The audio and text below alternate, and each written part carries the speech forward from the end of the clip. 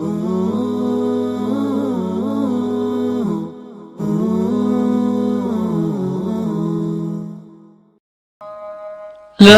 إله إلا الله لا إله إلا الله لا إله إلا الله ما لنا رب سوى لا إله إلا. Una-una, magandang gabi po sa inyong lahat.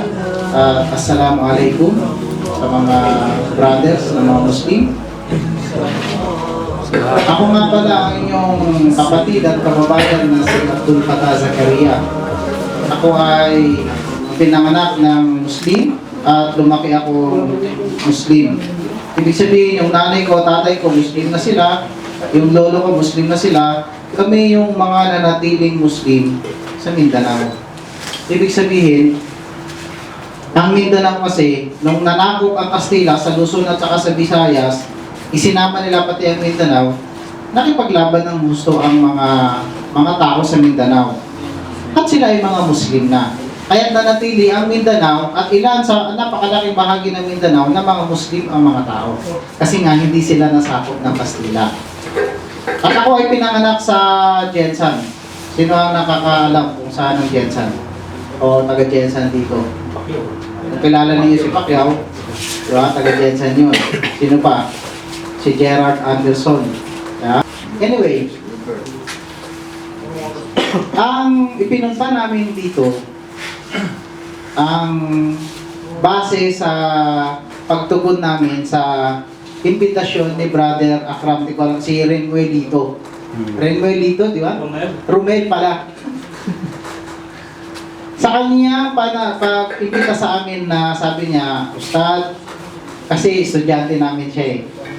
So sabi niya sa amin, Ustad, gusto ko mabisita ninyo yung ang namin, yung lugar namin, yung bilya namin. Sabi namin, walang problema, isi-set natin. So eto kami ngayon, pagtugon sa kanyang imbitasyon, bukod doon, gusto namin i-share sa inyo ang bagay na may dalawang dahilan. Maaaring sa dulo, tanggapin ninyo at walang masama.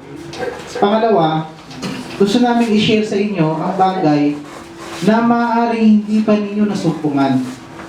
Kaya bakit kami at bakit sila pumasok sa Islam?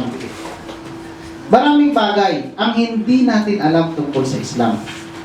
Baka ang alam lang natin tungkol sa Islam, yung mga Muslim ay nagdarasal ng 5 beses sa isang araw.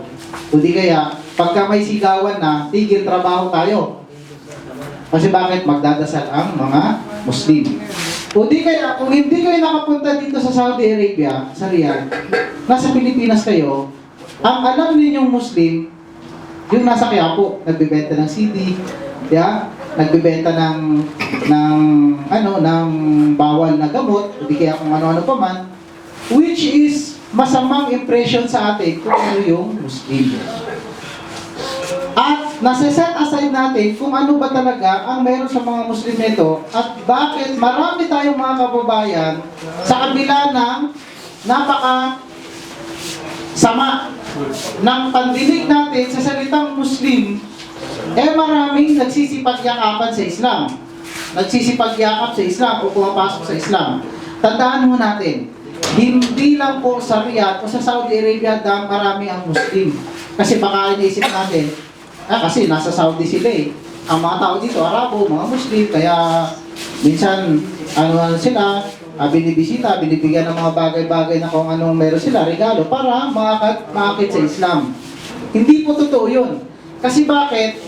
Isa sa mga lugar na pinakamaraming Kristiyano, o halos lahat ng tao Kristiyano, ang pinakamaraming nagmumuslim, at pinakamaraming yung umaalis sa kanilang reliyon ng Kristyanismo, nagmumuslim sila. Alam niyo ba kung saan yon? Sa Amerika. United States of America. Sabi nila sa kanilang census, ang pinakamaraming tao umaalis sa Kristyanismo ay papunta sila sa Islam. Sa Amerika yun United States of America, meron silang mahigit 100 na estado. Ang daming pumapasok ng mga taong Kristiyano na mga Amerikano sa Islam. At bukod doon, maraming community ang mga Pilipino doon, di ba? Ang dami nilang nagmumuslim. Kanina lang, meron akong kausap na isang kababayan natin, sa Singapore naman siya. Sipin mo, Singapore. Ano ang mga tao doon? Hindi mga Muslim, pero sabi niya, ang daming mga Muslim doon na nagkatulad ng sa amin, nag-share sila ng Islam. At marami tayong kababayan na pumapasok sa Islam.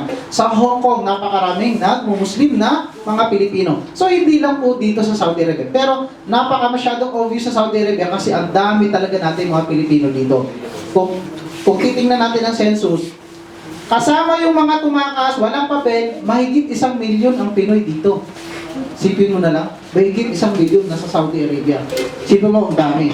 At ang daming lumayakap sa Islam. Ito yung gusto namin i-share sa inyo. Maaari, katulad doon, yung unang dahilan na sinabi ko, baka sa huli, tanggapin ninyo ang Islam.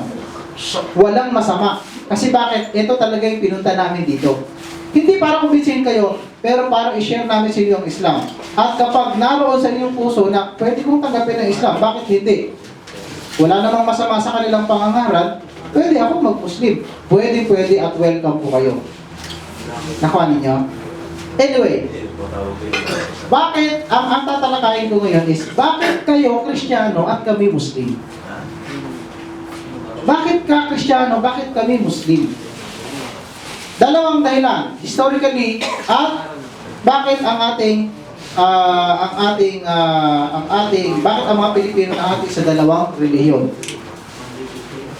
Samantalang, marami tayong pagkakaunawaan. Halimbawa, magtatanong ako sa inyo, sa lahat, pati Muslim, naniniwala ba tayong lahat na iisa lang ang Diyos? Ba, sa kabayan, naniwala ka ba na iisa lang ang Diyos? Ba? Ikaw, nakatayo sa likod, naka-grill, naniniwala ka ba na isa lang ang Diyos natin? Wala. Kayo? So, common. Pareho tayo. Bakit tayo naniniwala tayo na may tayong isang Diyos?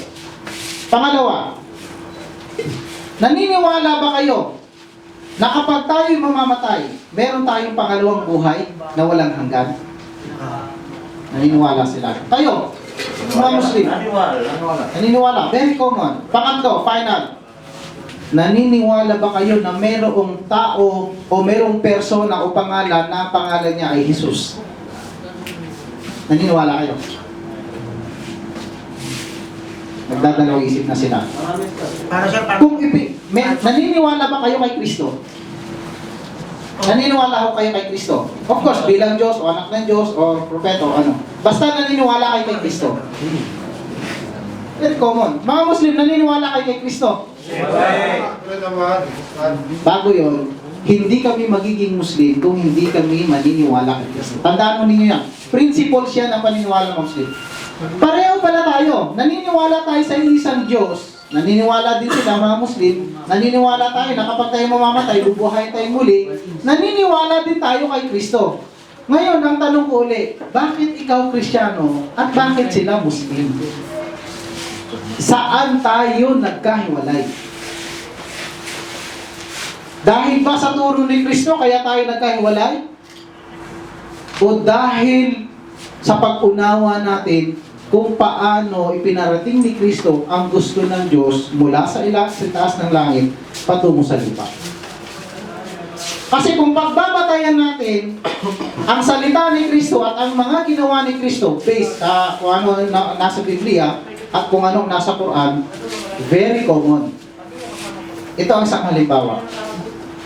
Si Kristo na nanalangin. Tama ho o mali? Sa Quran, binanggit ni Allah, ang Quran, yun yung last testament, final testament, na ipinadala ng Diyos para sa gabay nating mga tao. Kung merong Old Testament at may New Testament, nakaligtaan natin na merong final testament. Binanggit ni Allah sa Quran, ang ating tagapaglikha, na si Kristo na nanalangin sa Kanya. Binanggit din sa Biblia na si Kristo na nanalangin. In particular, bago siya hulihin sa bundok ng Getsemani. Diyos ko, iligtas mo ako sa saro ng paghihirap na ito. At tanong muli, bakit naging Kristiyano ka? Bakit naging Muslim sila? Samantalang si Kristo, ang turo niya sa atin, pareho. Pasukin ulit natin ang medyo conflict. Bakit si Kristo naging Diyos sa Kristyanismo, at sa Islam, pinanatili siyang propeta. Magkaiba ho yun eh. Pagka propeta ho, hindi siya pwedeng sambahin. Kasi tao siya katulad natin. Si Kristo yung pinanganak ni Maria, di ba? Ibig sabihin, tao siya. Si Maria, tao din, kasi nanganak siya, yung nanay ni Kristo. Si Kristo, ayon sa Biblia, namatay siya. Naipako siya sa cross at namatay siya. So, nagpapatunay, napakaraming patunay si Kristo, tao. Ang hindi lang natin kayang tanggapin, ang problema lang, bakit naghihiwalay tayo sa pananatili niya o di kaya sa paglagpas sa hangganan sa Kanya? Ano yun? Ginawa natin siyang tagapagligtas, samantalang si Kristo, hindi siya namatay para sa kaligtasan natin. Tandaan po ninyo yan. Walang nabanggit ni isang sitas sa Biblia na si Kristo natuwa siya sa kanyang pagpapakamatay o pagpapako sa krus para sa kaligtasan ng tao. Kabaligtaran pa nga, sinabi niyang, Diyos ko, bakit mo ako pinabayaan? Nagpapatunay lamang na si Kristo, ayaw niyang mamatay sa krus. Bakit? Kasi alagad siya ng Diyos. At yun ang pinaniniwalaan naming mga Muslim. So doon tayo nagkaiba.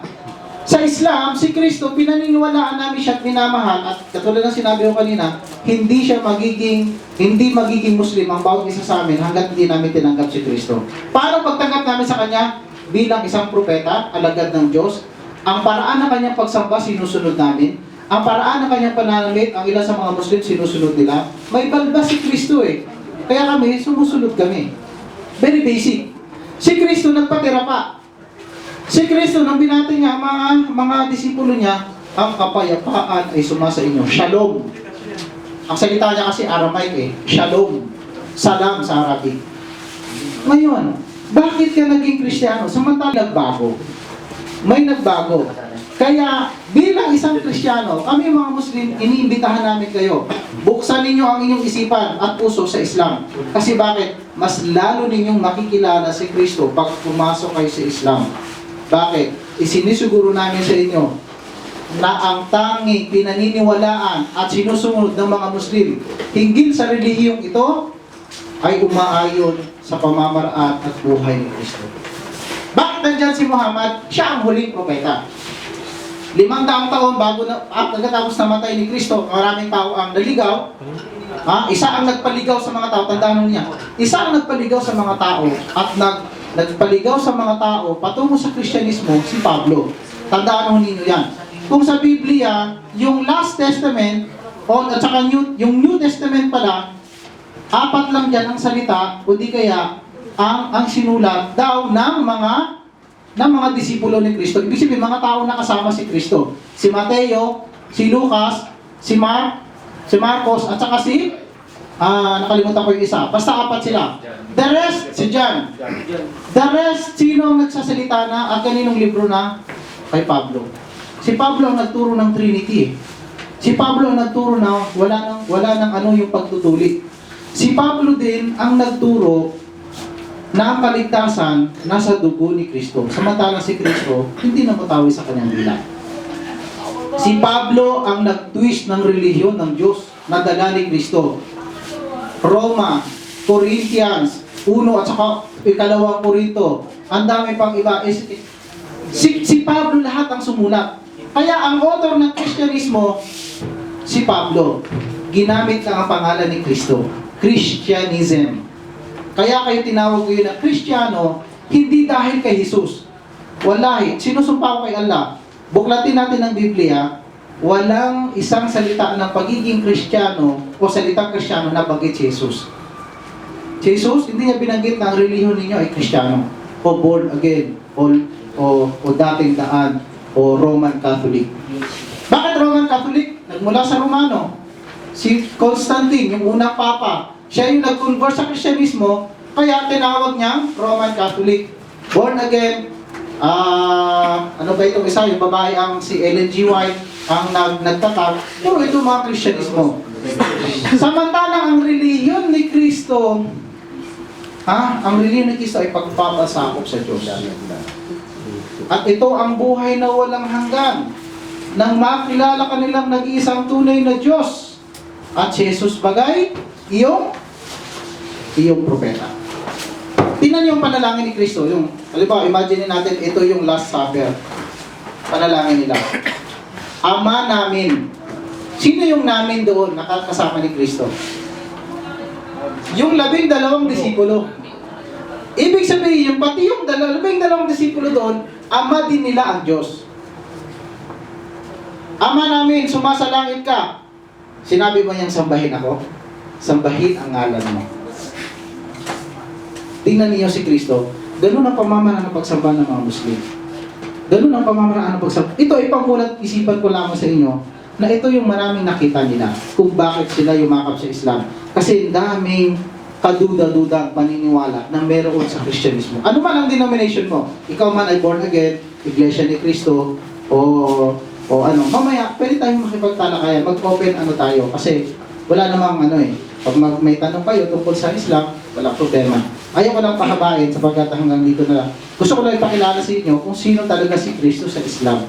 Siya ay isang propeta, minamahal namin, pero hindi namin siya sinasamba. Kasi siya isang taong katulad natin. Kung meron mang taong higit na sasambahin ng tao, kasi si Kristo kasi sinasabi ng iba, wala siyang ama. Kaya ang ama niya yung Diyos. Kung meron pa mang higit kay Kristo, meron pa si Adan yun. At si Adan dapat natin sambahin. Kasi wala siyang nanay, wala siyang tatay. Si Kristo wala lang nanay, wala lang tatay. Saan siya nilikha ng Diyos, ni Allah? Sa alabok. Sipin mo alabok, pinagsama ang tubig, kaya naging tao si Adan.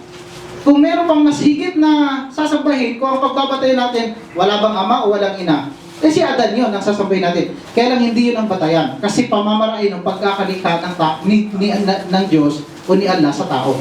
Tatlong bagay ang pagkakalikha sa tao. Una, mula sa alabok, ito yung pinagmula natin, si Adan lang yun.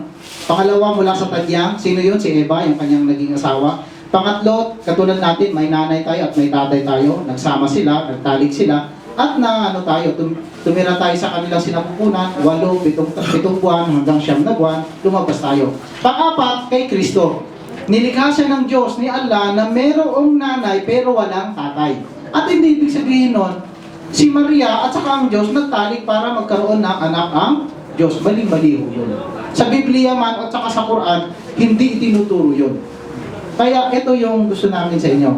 At medyo napahaba ko, hanggang dito na lang. Inshallah, baka meron pa susunod. Hanggang dito na lang. Ano man ang aking nasabing mali, ay ito ay nagmula sa aking sarili at hinihingi ko ito ng patawad kay Allah. At ano man ang aking nasabing tama, naway magsilbing, kumbaga, sa ating pambukas sa ating isipan at puso.